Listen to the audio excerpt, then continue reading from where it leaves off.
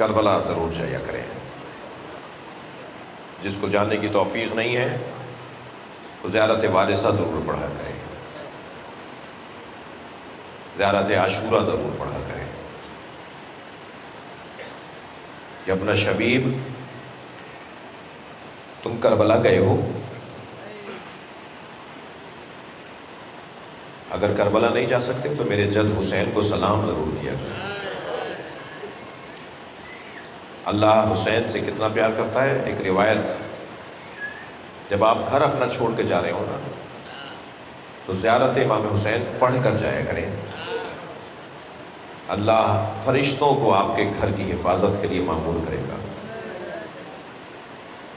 وہ جس کے نام پہ تحفظ بٹ رہا ہے، وہ جس کے نام پہ تحفظ بٹ رہا ہے، وہ کربلا میں دشمن میں گھرا ہوا ہے۔